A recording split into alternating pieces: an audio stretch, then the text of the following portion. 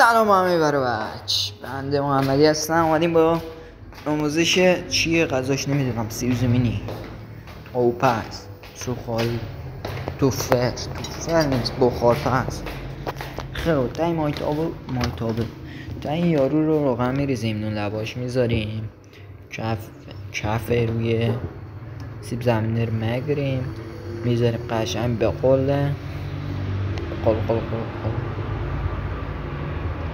بعد از اینکه جوشید آبش تموم شد، آب اضافه رو خارج میکنیم و شروع به لی کردن سیب زمینی ها میکنیم.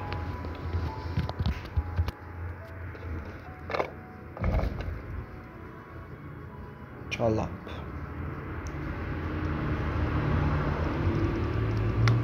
مرحله بعدی لی کردن.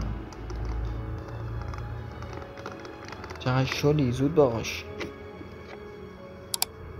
یه نما از بالا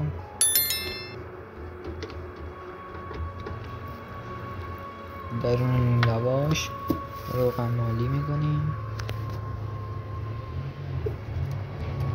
ماشینم داره از اینجا رد میشه. خب بعد گذشته 8 دقیقه 2 تا 8 دقیقه میذاریم، 16 دقیقه میذاریم باشه، میچرخونیمش. بعد از چرخوندن 8 دقیقه دیگه میذاریم.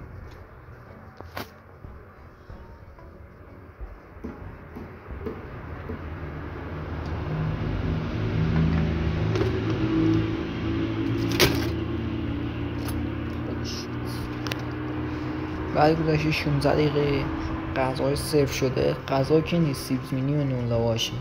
شروع میکنیم به حمله کردن.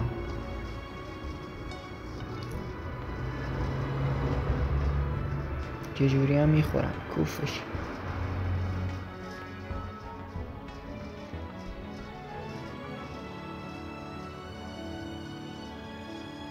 این ادوات چی به چیه؟ درست غذا بخور.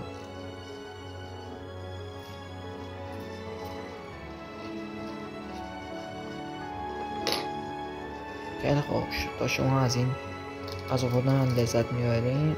تا یه ویدیو دیگه، خدا نگهدار.